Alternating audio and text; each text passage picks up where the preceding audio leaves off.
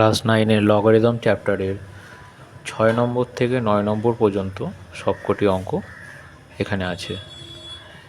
তো চলো সবাই মিলে গল্প শুনি এবং অঙ্ক করি।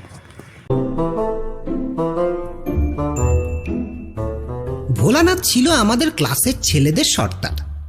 তার বয়স সকলের চাইতে বেশি। পরপর 3 বছর ফেল করে ক্লাস 9-এ স্থায়ী হয়ে আছে। তার সঙ্গেই আমার বেশি ভাব ছিল। আমাদের শহরটা বড় নয়, মোটে একটি সিনেমা। মাঝে মাঝে ফুটবল ম্যাচ হতো, পুজোর সময় থিয়েটার হতো, অবশ্য পুজোও জাঁকিয়ে হতো। এসব ছাড়া আমাদের ফুর্তির কোনো উপায়ই ছিল না। একদিন হেডমাস্টার বললেন, কাল শনিবার ছুটির পর তোরা থাকবি। স্বামী ব্রহ্মপ্রকাশজি আসছেন, তার লেকচার শুনবি। নীরস হিন্দি বক্তৃতা শোনবার আগ্রহ আমাদের ছিল না, কিন্তু খোলা মাঠে দল বেঁধে বসাতেও একটা মজা আছে। বোমপ্রকাশ 1 ঘন্টা ধরে সদুপদেশ দিলেন। চুরি, মিথ্যে কথা, অবাধ্যতা প্রভৃতি কুকর্মের পরিণাম, পাপের শাস্তি, পুণ্যের পুরস্কার প্রভৃতি সম্বন্ধে অনেক কথা বলে পরিশেষে একটা মন্ত্র সর্বদা আমাদের ইয়াদ রাখতে বললেন। নেকি কান্না আর বদ নেহি চন্না, অর্থাৎ ভালো কাজ করবে আর মন্দ কাজ ছাড়বে। বক্তৃতা শেষ হলে আমরা সকলে খুব হাততালি দিলাম। ভোলা আমার পাশেই বসেছিল। হঠাৎ সে খ্যাক খ্যাক করে বিশ্রী রকম হেসে উঠল। আমি বললাম, এই ও কি রে? একটু হেসে নিলাম। এই নতুন হাসিটা না প্র্যাকটিস করছি, ধনু মামার কাছে শিখেছি। ধনু মামা আবার কে? আমার দিদিমার পিসে মশাই ধনঞ্জয় দত্ত, খুব বড় মানুষ। মা তাকে বলে ধনু দাদা, তাই তিনি আমার মামা হন। 10 দিন হলো এসেছেন, আমাদের বাড়িতেই থাকবেন। চমৎকার হাসেন ধনু মামা, কিন্তু বেশি নয়, খুব যখন ফুর্তি হয় তখন। তোর তা শেখবার কি দরকার? আরে নতুন বিদ্যে শিখতে হয় রে। তুইও তো মুখে 2 আঙুল পুড়ে সিটি বাজানো শিখেছিস। আমার হাসিটা এখনো ঠিক হচ্ছে না, সুর দুরস্ত করতে আরো 7 দিন লাগবে। চল না আমাদের বাড়িতে, ধনু মামার হাসি শুনে আসবি।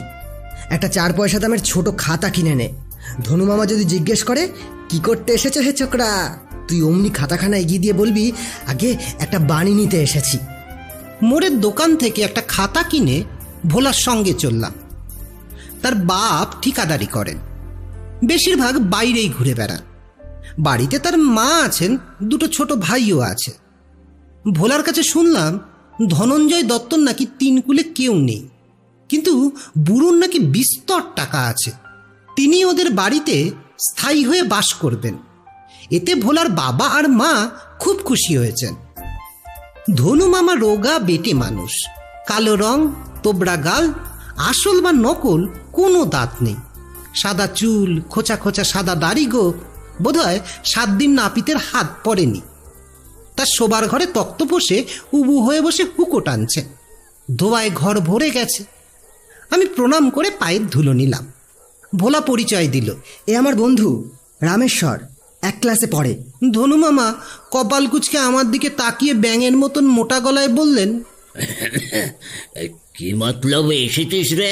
খাতাটা এগিয়ে দিয়ে বললাম, আগে বাণী নিতে। বাণী? সেই আবার কি? আরে বাণী জানেন না, সদুপদেশ আর কি, যাতে এর আখেরে ভালো হয়, সেরকম কিছু একটা কথা আপনার কাছে চাচ্ছে। ধনু মামার ঠোঁটে একটু হাসি ফুটে উঠল। বললেন, মন দিয়ে লেখাপড়া শিখিবে, সদা সত্য কহিবে, চুরি করিবে না, এই সব তো। আগে হ্যাঁ, ওই রকম যা হোক কিছু। রাত্রি যে ভালো দেখতে পাই না, হাতও কাঁপে। একটা কবিতা বলছি, তুই লিখে নে। নিচে আমি দস্তখত করে দেব। লেখ, পরের ধন লইবে না, তাহাতে বিপদ। চোরের ধন লইতে পারো, অতি নিরাপদ। এমন অদ্ভুত বাণী শুনে আমি হাঁ করে তার মুখের দিকে চেয়ে রইলাম। কি রে, পছন্দ হলো না বুঝি? ভয়ে ভয়ে বললাম, আপনি ঠাট্টা করছেন স্যার। ধনু মামা মাথাটি পিছনে হেলিয়ে চোখ মিটমিট করে উপর দিকে চাইলেন। তার বদনমণ্ডলের সবটা কুঁচকে গেল এবং তাতে যেন তরঙ্গ উঠতে লাগলো। তারপর মুখ থেকে একটা বিকট হাসির আওয়াজ বেরোলো। আমার গায়ে ঠেলা দিয়ে ভোলা চুপি চুপি বলল, শুনলি তো? এই ভোলা, একে আমার কাছে এনেছিস কেন রে? তোর মতন বকাটে নয়, আমার কথা শুনলে ওর স্বভাব বিগড়ে যাবে। আপনি জানেন না ধনু মামা, এই রামেশ্বর হচ্ছে ওয়েট ক্যাট, মানে ভিজে বেড়াল। আপনি নির্ভয়ে একে উপদেশ দিতে পারেন। উপদেশ তো তোরা বিস্তর শুনেছিস, আমি আর বেশি কি বলবো। তবে যেটুকু আমি আবিষ্কার করেছি তা তো ওকে বলেই দিলাম। কি করে আবিষ্কার করলেন বলুন না মামা বাবু। প্রসন্ন মুখ ধনু মামা বললেন, জানতে চাস? আচ্ছা বলছি। তোরা তো সোজা স্কুল থেকে এসেছিস, জল টল খাসনি তো? ওরে ভোলা, তোর মার কাছ থেকে পয়সা চেয়ে নিয়ে আয়, চট করে তিতু ময়দার দোকান থেকে এক পো গজা আর এক পো জিলিপি কিনে আন। ভোলা খাবার আনতে গেল। ধনু মামা আমাকে বললেন, খাবার আসুক, তোরা খেতে খেতে আমার গল্প শুনবি। হ্যাঁ, এই ততক্ষণ বরং তুই আমার এই পাতা টিপে যেত।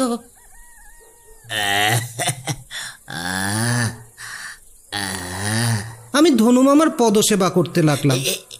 এই ব্যস্তা, এই ব্যস্তা। একটু পরেই ভোলা খাবারের ঠোঙা নিয়ে এলো। বাড়ির ভিতর থেকে 2 গেলাস জলও আনলো। ধনু মামা বললেন, নে খেতে লেগে যা তোরা।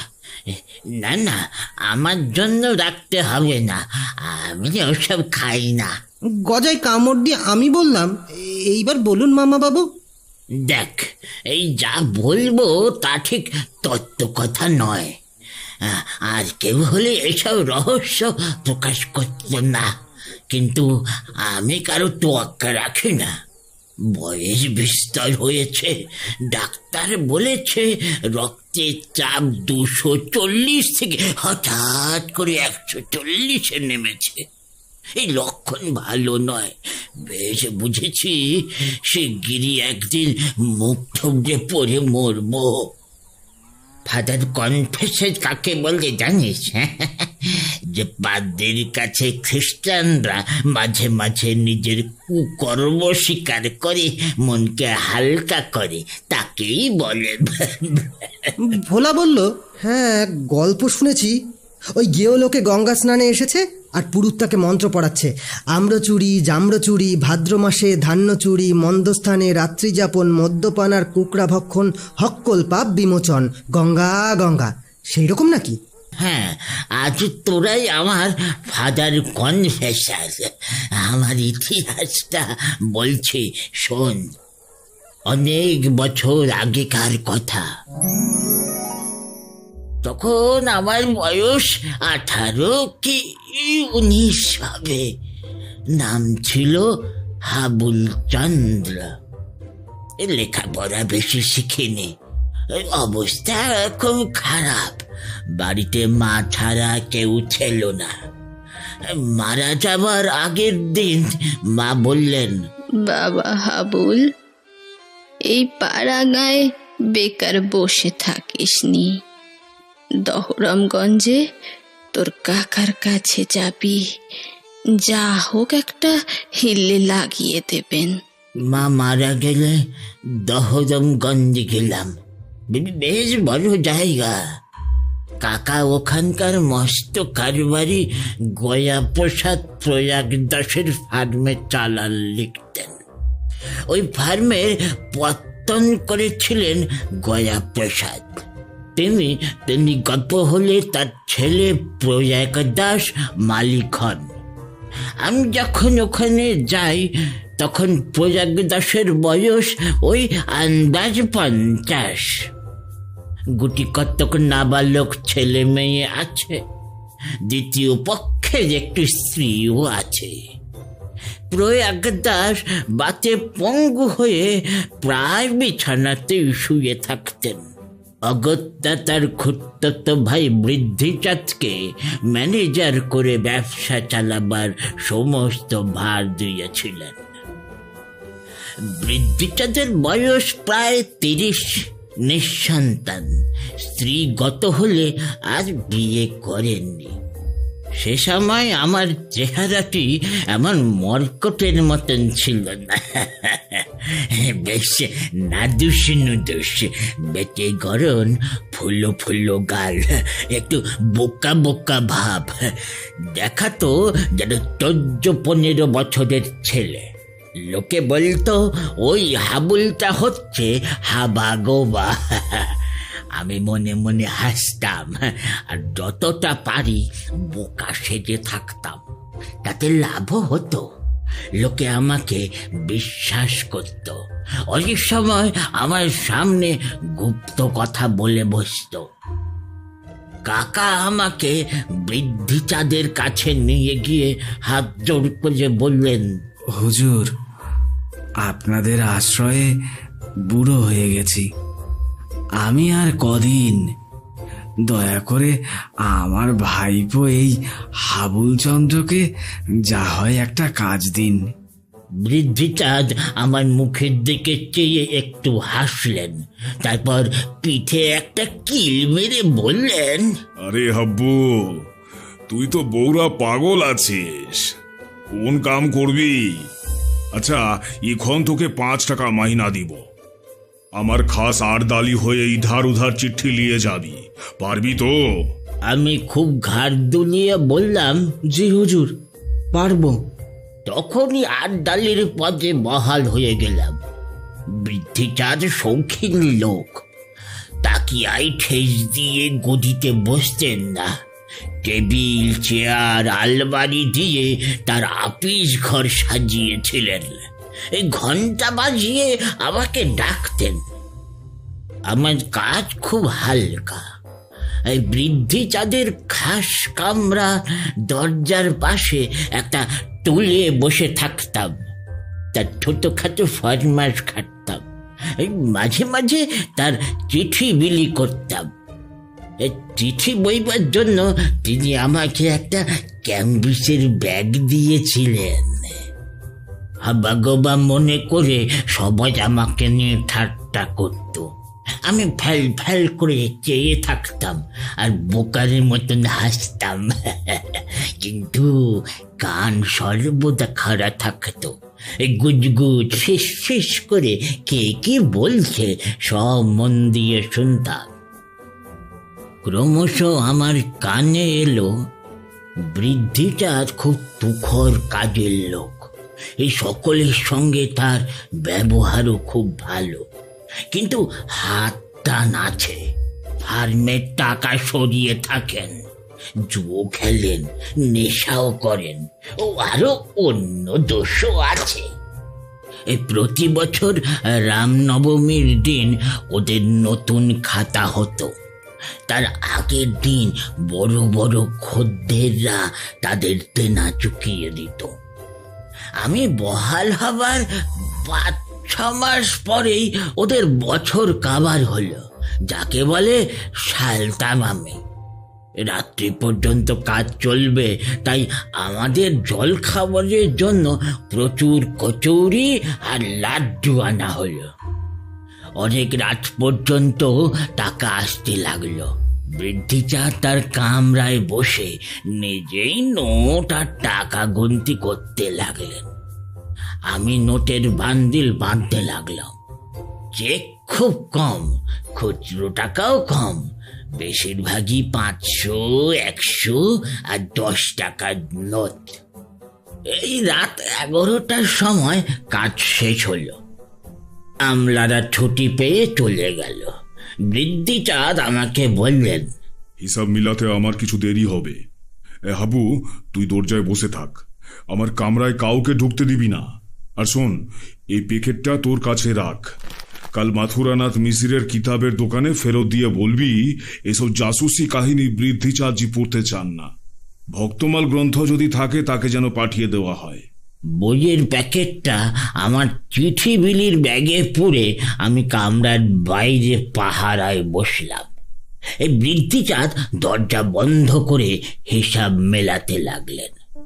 দরজার কবজার কাছে একটা ফাঁক ছিল, ও তাই দিয়ে আমি উকি মেরে দেখতে লাগলাম। ঘরে কেরোসিনের একটা বড় ল্যাম্প জ্বলছিল। বৃদ্ধিচাঁদ টেবিলের উপর নোটের বান্ডিলগুলো নাড়াচাড়া করছেন। মাঝে মাঝে একটা বোতল থেকে মদ ঢেলে খাচ্ছেন। তার ঠোঁটে হাসি ফুটে উঠল। একটু পরেই খ্যাক খ্যাক শব্দ বার হলো, যেন খ্যাক শিয়াল ডাকছে। তিনি চেক আর খুচরো টাকা লোহার আলমারিতে বন্ধ করলেন। সমস্ত নোটের গোছা একসঙ্গে খবরের কাগজে জড়িয়ে সরু দড়ি দিয়ে বাঁধলেন। তারপর পাশের ঘর থেকে একটা ছোট স্টিল ট্যাঙ্ক এনে মেঝেতে খুললেন। তাতে কাপড় চোপড় রয়েছে। ঠিক এই সময় আপিস ঘরের সামনে রাস্তায় একটা ঘোড়ার গাড়ি এসে দাঁড়ালো। সইস চেঁচিয়ে আমাকে বলল, হাবু, মাইজি এসেছেন, বৃদ্ধিচাঁদজিকে জলদি আসতে বল। মাইজি হচ্ছেন কারবারের মালিক, প্রয়াগ দাসের দ্বিতীয় পক্ষের স্ত্রী। বৃদ্ধিচাঁদ, যাকে ভাবিজি অর্থাৎ বৌদিদি বলেন। আমি দরজা একটু ফাঁক করে বললাম, হুজুর, মাইজি এসেছেন, আপনাকে ডাকছেন। বৃদ্ধিচাঁদ বিরক্ত হয়ে বললেন, আজ বারা সময় পেলেন না, এ তো রাত্রে টাকা চাইতে এসেছেন। কাজের সময় যত সব বাখেরা, আমাকে তো এখনই রওনা দিতে হবে, ট্রেনের টাইম হয়ে এলো। এই হাব্বু, তুই ঘরে দরজা ভেজিয়ে দিয়ে ভিতরে বসে থাক, কেউ যেন না ঢোকে। আমি ভাবিজিকে বিদায় করে এক্ষুনি আসছি। বৃদ্ধিচাঁদ তার তোরঙ্গের কাপড়ের মধ্যে নোটের বান্ডিলটা গুজে দিলেন। ডালা বন্ধ করতে পারলেন না, একটু উঁচু হয়ে রইল। আমাকে বললেন, ইয়াবু, তোরঙ্গের উপরে বসে থাক, আমি তুরন্ত আসছি। বৃদ্ধিচাঁদ বেরিয়ে যেতেই সিদ্ধিদাতা গণেশ আমাকে বুদ্ধি দিলেন। তাড়াতাড়ি তোরঙ্গ থেকে নোটের বান্ডিলটা বার করে আমার ব্যাগে পড়লাম, আর ব্যাগে যে বইয়ের প্যাকেটটা ছিল তার তোরঙ্গে গুঁজে দিলাম। নোটের বান্ডিল আর বইয়ের প্যাকেট আকারে প্রায় সমান ছিল। একটু পরে বৃদ্ধিচাঁদ ফিরে এলেন। দেখলেন আমি তোরঙ্গের উপর গোঁট হয়ে বসে আছি। আমার চাপে ডালাটি ঠিক হয়ে বসেছে। ডালা একটু তুলে ভেতরে হাত দিয়ে দেখলেন বান্ডিলটা ঠিক আছে কিনা। তারপর চাবি বন্ধ করে বৃদ্ধিচাঁদ ব্যস্ত হয়ে আমাকে বললেন, আমি এখনই বহরমপুর রওনা হচ্ছি, ব্যাংকে টাকা জমা দিতে হবে, আর সময় নেই। তুই আমার তরঙ্গটা স্টেশন পর্যন্ত পৌঁছে দে। বৃদ্ধিচাঁদ আফিস ঘরে তালা লাগিয়ে তার চাবিটা আমাকে দিয়ে বললেন, কাল সকালে বৈদ্যনাথ বাবুকে দিয়ে আসবি। আমার ব্যাগটা কাঁধে ঝুলিয়ে আর বৃদ্ধিচাঁদের তোরঙ্গ মাথায় নিয়ে আমি আগে আগে চললাম। এই বৃদ্ধিচাঁদ আমার পেছনে চললেন। স্টেশন খুবই কাছে। সেখানে পৌঁছে টিকিট কেনার মাত্র ট্রেন এসে পড়ল।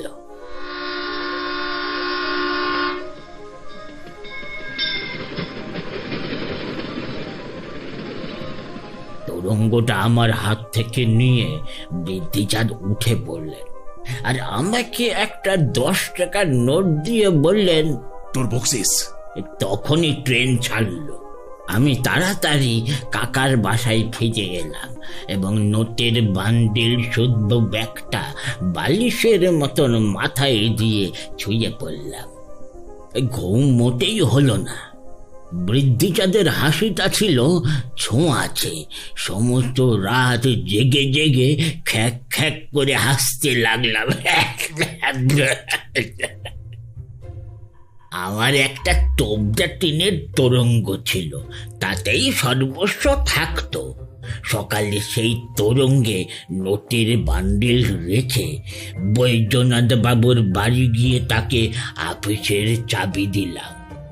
বৃদ্ধিচাঁদ বহরমপুর গেছেন শুনে তিনি বললেন, বহুত তাজ্জব কি বাত। বেলা 10টা নাগাদ হই হই কাণ্ড। সমস্ত শহরে রটে গেল বৃদ্ধিচাঁদ বিস্তর টাকা নিয়ে পালিয়েছেন। ফার্মের অফিস পুলিশে ফেরাও করেছে। প্রয়াগ দাসের 2জন উকিলও সেখানে গেছেন। আমি কাকাকে বললাম, আমার মনির তো ফেরার, এখানে থেকে কি করব? কলকাতায় গিয়ে কাজের চেষ্টা করি কে? কাকার তখন বুদ্ধি লোপ পেয়েছে, কিছুই বললেন না।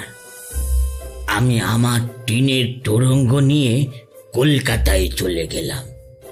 শুনেছিলাম 2 দিন পরে পুলিশ আমাকে সাক্ষী তলব করেছিল, কিন্তু আমি তখন নাগালের বাইরে।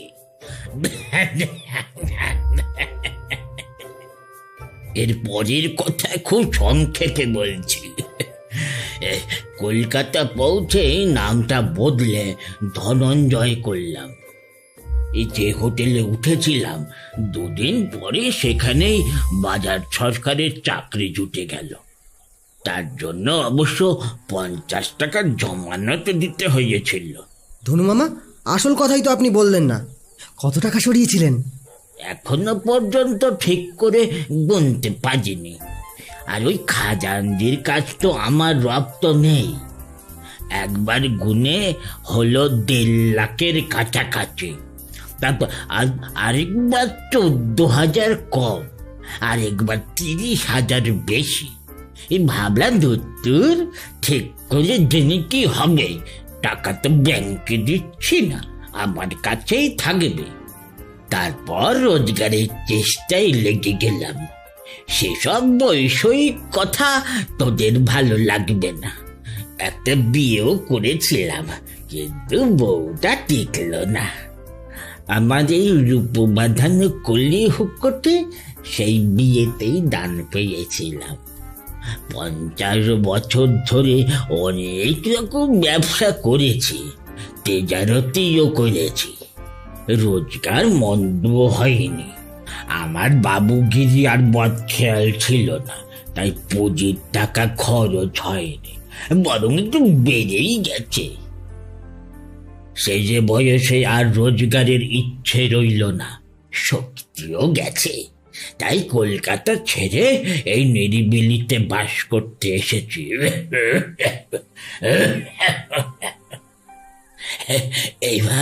এইবার গীতাখানা একবার পড়ে ফেলতে হবে। আচ্ছা, এই বৃদ্ধিচাঁদের কি হলো? তার নামে ভুলিয়া বেরিয়েছিল।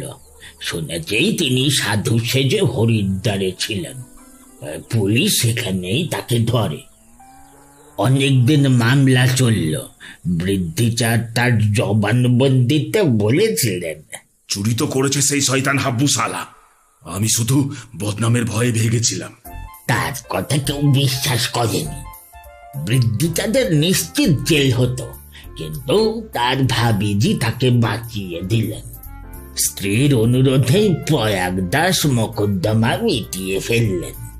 শুনেছি বৃদ্ধিচাঁদ আসামে গিয়ে ওই কাঠের কারবার ফেঁদেছিলেন। ভোলা বলল, আচ্ছা ধনু মামা, আপনার এত টাকা কাকে দিয়ে যাবেন? তোর মাকে অনেক টাকা দেব। আমার খুব সেবা করছে কি না, বাকি আমার সঙ্গেই যাবে। সে কি, মরে গেলে কেউ টাকা সঙ্গে নিয়ে যেতে পারে নাকি? ও আমি ঠিক পারবো, তোরা দেখে নিস। ধনু মামার কথা শেষ হলো। আমি তার কাছে বিদায় নিয়ে বাড়ি চলে গেলাম। 7 দিন পরে একজন লোক আমাদের স্কুলে খবর দিল ধনু মামা হঠাৎ মারা গেছেন। ভোলাকে তার মা এখনই বাড়ি যেতে বলেছেন। ছুটি নিয়ে আমিও ভোলার সঙ্গে গেলাম। গিয়ে দেখি ধনু মামাকে উঠোনে শোয়ানো হয়েছে। তার মুখ একটু ফাঁক হয়ে আছে, যেন হাসতে হাসতেই মারা গেছেন। পাড়ার জনকতক মেয়ে পুরুষ ভোলার মাকে সান্ত্বনা দেবার চেষ্টা করছেন। তিনি চিৎকার করে হাত নেড়ে বলছেন, হায় হায় হায়, পাজি হতভাগা নিমখারাম বুড়ো, এতদিন সেবা যত্ন করলাম আর দিয়ে গেলেন মোটে 200। সর্বনেশে কুচুন্ডে চোচ্চর ছাচর। আমাকে নয় ফাঁকি দিলি, দান ধানের জন্য তো রেখে যেতে পারতিস। Hi hi hi hi. ভোলা খোঁজ নিয়ে আমাকে যা জানালো তা এই। ধনু মামার তোরং থেকে দুটো বান্ডিল আর একটা লেখা কাগজ বেরিয়েছে। ছোট বান্ডিলটার উপরে লেখা আছে, ভোলারে জননী কল্যাণীয়া শ্রীমতী নন্দরানীকে আমার উপার্জিত এই 200 টাকা নগদ দান করিলাম। ইহাই যথেষ্ট, স্ত্রীলোকের অধিক লোভ ভালো নহে। বড় বান্ডিলের উপরে লেখা আছে, খুলিবে না, ইহা আমার দৈবলব্ধ নিজস্ব ধন, যেমন আছে তেমনি আমার চিতায় দেবে। কাগজটায় লেখা আছে, আমার যে রূপ বাঁধানো ঢাকাই কলি হুকো আছে তাহা শ্রীমান ভোলানাথ পাইবে, এবং আমার আঙ্গুলে যে রূপর গণেশ মার্কা আংটি আছে তাহা ভোলানাথের বন্ধু শ্রীমান রমেশ্বর পাইবে। ভোলার মা কিন্তু ধনু মামার অন্তিম ইচ্ছা পালন করেননি, বরং বান্ডিলটাও খুলে দেখেছেন। তাতে বিস্তর নোট আছে বটে, কিন্তু তার দাম 1 পয়সাও নয়। সমস্ত কাঁচি দিয়ে কুচি কুচি করে কাটা। তার দৈবলব্ধ ধনের অপব্যবহার যাতে না হয়, ধনু মামা তার পাকা ব্যবস্থা করে গেছেন। ভোলার মা সেই নোটের কুচি ঝেঁটিয়ে ফেলে দিলেন। হুকোটি ভোলার ভোগে লাগেনি। তার মা আছড়ে ভেঙে ফেলে রূপোর পাত খুলে নিলেন, কিন্তু আমাকে বঞ্চিত করেননি। গণেশ মার্কা রূপোর আংটিটা আমাকে দিয়েছিলেন। ধনু মামার সেই স্মৃতিচিহ্ন আমি সযত্নে রেখে দিয়েছি।